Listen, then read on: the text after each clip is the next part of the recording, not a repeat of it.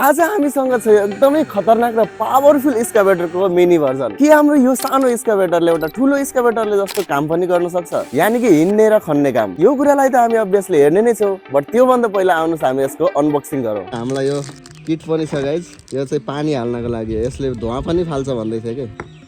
Wow guys, ल यहाँनिर चाहिँ हाम्रो रिमोट छ, रिमोट कन्ट्रोल हो गाइज यो होइन, हामीले बनाएको होइन है गाइज, यो चाहिँ हामीले किनेर ल्याएको। हामीले चाहिँ अलिकति केही समय लाग्छ, हामीले पनि बनाउँदैछौँ तर हामीलाई अलिकति टाइम लाग्छ होइन। यसको टायरहरू चल्छ कि चल्दैन, के कसरी यसले काम गर्छ भनेर अब हामी तपाईँहरूलाई देखाउँछौँ होइन। यो चाहिँ सायद यहाँबाट पानी राखेर यसले चाहिँ धुवा फाल्छ भन्दै थियो कि। ल गाइज, हाम्रो एक्सकाभेटरमा पनि हामीले ब्याट्री हालिसकेको छौँ र रिमोटमा पनि। अब चाहिँ यसलाई टेस्टिङ गर्नको लागि यतातिर जाऊँ, हेरौँ हाम्रो जेसिबी कस्तो तरिकाले चल्छ। ल ओहो, काम त के हो यस्तो काम, खासै गतिलो काम त गरिन्न के हो। सजिलो वातावरण बनाइदिउँ, यत्रो यत्रो ढुङ्गाहरू छ, अलिकति उठाउन सकेन जस्तो छ भाइले। ल सही उठाउँ त। ल दुईटा सानो सानो ढुङ्गा उठा गाइज, अब के भन्ने यसलाई। ल भाइले आफै माटो भरिदिएर भए पनि यसलाई माथि चढाउने भन्ने कुरो गरिराखन्। यता मोडम, यो उकालो बाटो चढ्यो भने चाहिँ यसको पावरलाई मान्नुपर्छ है गाइज, ताली बजाउनु पर्छ सबैले। ओहो, ल अहिले ब्यालेन्स मिलिरह है, मिलिरह। ल चढ्यो गाइज, चढ्यो पुरै ठाडै उकालोमा। यहाँ झाल पातले रोकिदियो अलिकति, चढिरह गाइज, हेर्नु है ओए। ल टक्क यहाँ हामीले पानी पनि हाल्यौँ होइन।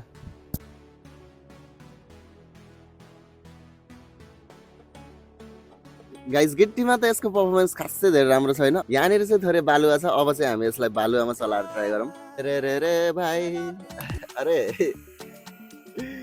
वाउ, जाडो चाहिँ गयो है। ल सुई, ऊ भाइ खतरा यार गाइज, हेर्नु त बालुवामा चाहिँ यसले खतरा राम्रो काम गरे यार। ल सट्ट फर्किदिउँ होइन। यसको लागि एउटा टिप्पर नि बनाउनु पर्छ कि गाइज, तपाईँहरू कमेन्टमा भन्नु है।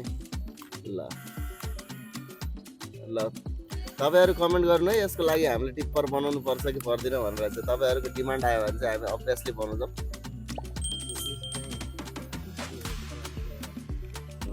यो बकेट चाहिँ हाम्रो फलामको, अरू चाहिँ प्लास्टिकको भए पनि बकेट चाहिँ फलामको हो क्या फेरि।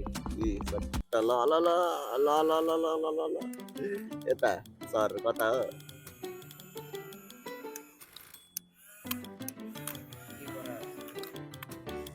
ले भाइ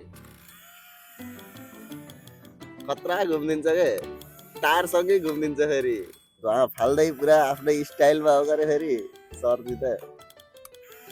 ल सट्ट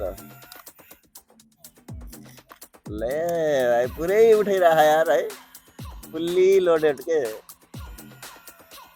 ओ भाइ ठुलो जस्तो देखिन्छ, अझ त्यस्तरी उठाउँदो रहेछ कि फेरि। ल ए हाई यता होइन क्यामेरा छ यता।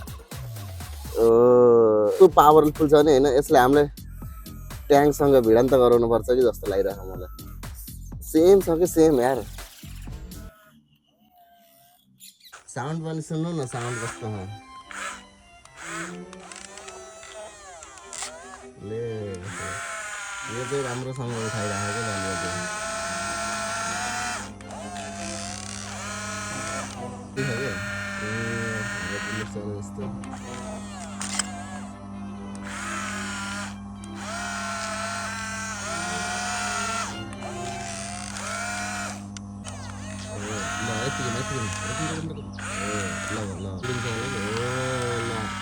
यस्तरी सोर्छ ए बिचरा, यसको त हालत टाइट भयो। ल टक्क धानको बिचमा राखिदिउँ, पानी छ पुरै खाल्टोहरू नि। ल सर ल गाइज, अब हाम्रो यहाँ भेक्कु चाहिँ धान गोड्न हिँडिरह, धानको बिचमा उम्रेको झार। ओहो, तर यस्तोमा चल्ने रहेछ क्या, तर पावर चाहिँ रहेछ यार है। उसलाई नि अल्छी लागे जस्तो हो क्या, पुरा सुतेर खने बचाऊ भने जस्तो लाग्यो मलाई त। ल अब धुनु पऱ्यो क्या, बिचमा यहाँ धार आइरह नै डर लाग्छ छ, उता जान्छ। पानी परेर बिग्रिन त बिग्रिन्न नि, मलाई थाहा छैन यार। अर्को भिडियोमा चाहिँ हामी 2वटा गाडीहरूको कम्पिटिसन गर्नेछौँ र बसको पनि नयाँ भिडियो आउँदैछ। बस पनि मेकिङ प्रोसेसमा छ होइन। आजको लागि यति नै। हामी छिटै नै भेट्ने छ हाम्रो नेक्स्ट भिडियोमा। तबसम्मको लागि बाई बाई, टेक केयर।